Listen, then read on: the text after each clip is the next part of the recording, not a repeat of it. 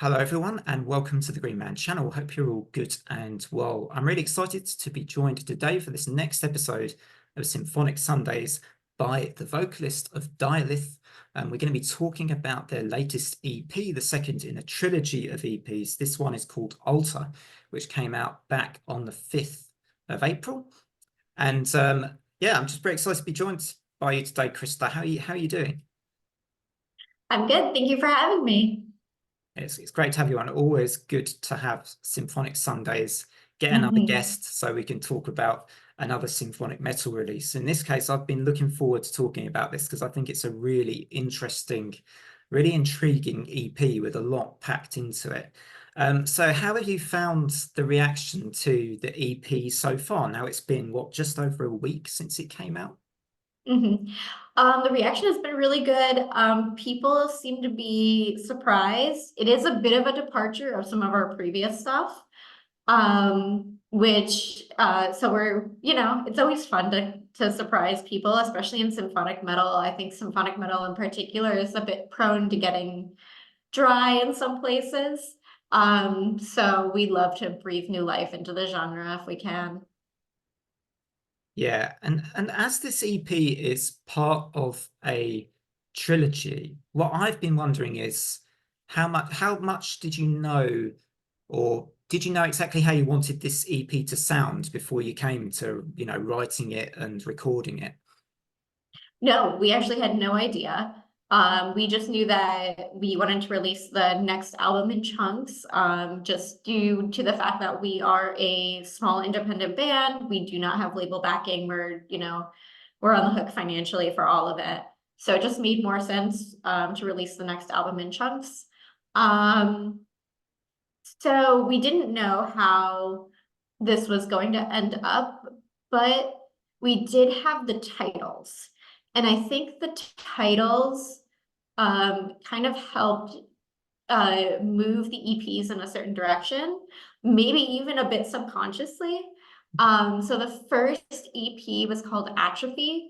Um, and it's songs that I love, songs I'm very proud of, but it also is very solidly a symphonic metal album, symphonic power metal album. Um, and it kind of has a wintry feel. The cover has a winter scene on it. It's very much about staying in one place, being comfortable, and that kind of thing. Alter takes more risks. So Alter has some saxophone in it. In one song, it has a Middle Eastern vibe in another, and it has a Celtic vibe in another.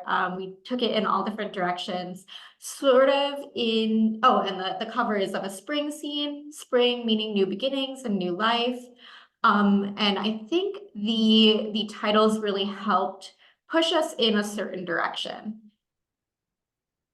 Yeah, yeah, absolutely. I think um, it does have a real sort of adventurous nature to it, and there is a lot of those different elements that you've clearly must have worked pretty hard on to get them all packed in. One thing that I would say is it does feel there is a lot packed into the EP, and a part of me wondered, um, you know, I do some recording myself of guitar themes and things like that, not nearly at the level probably of your band and the musicians in your band and everybody involved. But something that I wondered, because it's very creative, this EP, and there's a lot packed into it. Does it end up inspiring other things? So do you end up with leftover ideas and songs, or because I feel like that, to me, as an outsider looking in, I'm thinking to myself, there's a lot of creativity here. I wonder if they're left with other things that they kind of have that they could release. Yeah, it did happen a little bit. So sometimes we'll be writing a song and we'll come up with like a vocal melody and then we'll listen to it again. We'll be like, no, this doesn't fit. And we'll kind of, take that vocal melody, write a new one, but keep that same one and, use it in a different song. That's definitely happened. Um, yeah, that kind, I mean, I wouldn't. I wouldn't say that we have too much left over. Sometimes we have just like, you know, a riff or a melody or even just an idea. We have tons of ideas in our little shared Google Drive. We just have one folder that's just like future song ideas, Oh, and then it's literally just like, you know, 15 to 30 second clips of something and yeah. that we go digging into. Wow. I wonder if that Google Drive holds some of what may come in the future from Dialith. Maybe It does. it does. Awesome, awesome. I did wonder, I mean, it's a question that I always ask pretty much every band or everyone that guests for this series on the channel for Symphonic Sundays is what's your favorite song from this release? Do you have a favorite? My favorite is Ironbound. Okay. Yeah, I really like that song as well. I think it's catchy, it's pretty immediate. Like it goes straight into the, if I remember right, it goes straight into the chorus, doesn't it? Pretty It much. does, yes. Yeah, That yeah. was that was something I really wanted to do because we hadn't done it before. Yeah, yeah, it's really, really good. And this is the one, as I mentioned before we hit record, that is inspired by Brandon Sanderson's Mistborn. Is that Yes. right? Mhm. Awesome. So tell me a bit more about that and where the inspiration came from, or how you decided that you wanted to make, that idea into a song. So at the time when we were writing the EP, I was reading that book. I had previously read the book about 10 years ago, and I wasn't that interested. So I had read the book, and then I was like, you know what? Let me revisit it. And I did, and I ended up really, I don't know what it was about reading it the second time, but I was just like it captured by it. And I finished it faster than any book that I had in recent years. Um, and I was just in the mood, you know, I got the song, I had just gotten the song recently. I got the song from Alasdair. And then I was like, you know, let me just write the lyrics about the book I'm currently reading or was reading at the time. Yeah. So I have a Brandon Sanderson book on me. I've got this one on me. oh Um, yeah. so I really liked this one actually. I do have a couple of other books from this series as well. One which I Mhm. think I'm partway through reading, but haven't been back to for a while. But yeah, I really enjoyed this one. I remember reading Way of Kings a while ago, and I also loved that he finished off the Wheel of Time as well. I don't know if you know the Wheel of Time, but yeah. I'm actually listening to the first audiobook now. Oh So wow, yeah, yeah. yeah. So oh, I think you hopefully you'll love it if you're into fantasy I love and fantasy. I'm stuff. always reading, so Yeah. And it might be then that we may get more fantasy inspired songs, perhaps, from Dialith. yes. Who knows? Actually, even on our first album, there's a song called The Wraith, that was inspired by the book Six of Crows by Lee Bardugo. So I'm always writing Okay. about books that inspire me. Yeah. And that first album was Extinction 6, wasn't it? Right. Yes. Yeah. Yeah, yeah, yeah, yeah. So okay, well, with that being a favorite track, I think my favorite track, I would say it's a difficult one because I really like Iron Bound as well. I also do particularly like Shadow Dancer, which feels like the Oh kind of yeah. epic. It's like the epic. It's like the Mhm. last song on the EP. And it's also one of the more, like, for me, goes in kind of to all different kinds of places. You got the exotic sound and everything. So was that a tough song to get, the way you wanted it, just with all the different parts to it? Yes. So that song was probably the reason that the EP came out as late as it did. It was just, you know, there were really difficult parts of it. Mm, And it wasn't quite coming out the way that Alistair had quite envisioned.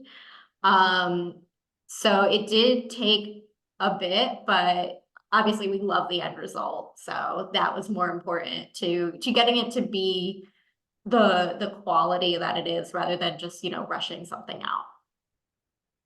Yeah, absolutely. And I love the video as well. Mhm. So I remember, you know, you talking to Hector, the children on a couch, about the video as well, and the choreography and everything. And it sounds like, yeah, that also was probably a challenge in itself to get the video how you Yeah. wanted it to be to match the music. But great job to everyone. Oh, thank Yeah. you. And it sounded like you know, your drummer, I mean, he really did nail it in that track, didn't he, with the Oh drumming yeah. performance, and it's fantastic stuff as well. He really, he's an incredible drummer, and you know, it's his time to shine. Yeah, yeah, absolutely. And so can you see what might be next at this stage with Dialith? I mean, I obviously, you know, you've only just released this, so you're probably just enjoying the moment with your audiences, getting to know this, and you know, people like me coming across it and giving it, you know, talking about it online and things. But you know, is there anything you can say about what might come next for Dialith? Yeah. Presumably Um, the third maybe EP in the trilogy, I guess, is one potential thing. yeah. So we are playing Mad with Power Festival in Wisconsin this August. Oh wow. Yeah, yeah. So we're very excited for that. And then we are currently working on the final installment of the trilogy. We are assuming that's probably going to be released early mid 2025. Right. Oh wow, that's fairly soon. That's really soon. Hopefully. I mean, I Yeah. don't want to make any promises, but that's where we're hoping to be. Hoping. Yeah, yeah. And I'm thinking it may be some sort of, you know, like you talked about, I think I've heard you talking about the seasonal aspects, or how it's like going from, you know, with Atrophy being the wintry sort of one, and this one maybe being a bit more spring and hopeful and bright in its sound. And Mhm. now, yeah, it's making me wonder what we get next. But you don't have to reveal any of that, because I know you're most likely understandably wanting to keep it very much a surprise, right? Yeah. Thank you. So yeah, anyway, thank you so much for joining me today for this discussion about the EP.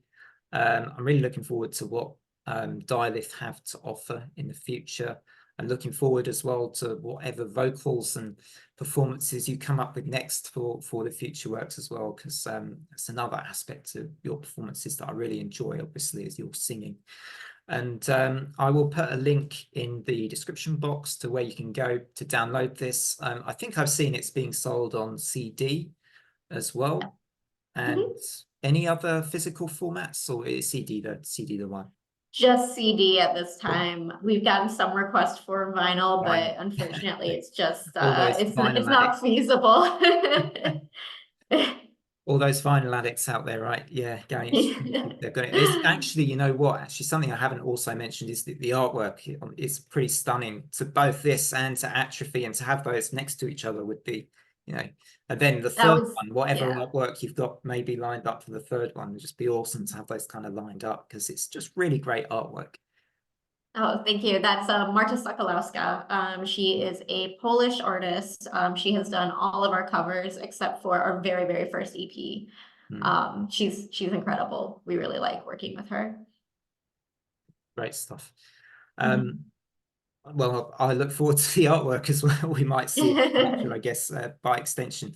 And thank you so much for coming on featuring for Symphonic Sundays today. I really appreciate it. Just to say to everybody, do go and check out this band and their recent and new EP. It's really worth checking out, giving it a listen, and yeah, going out maybe and buying it as well, or downloading it, however you want to get hold of the EP.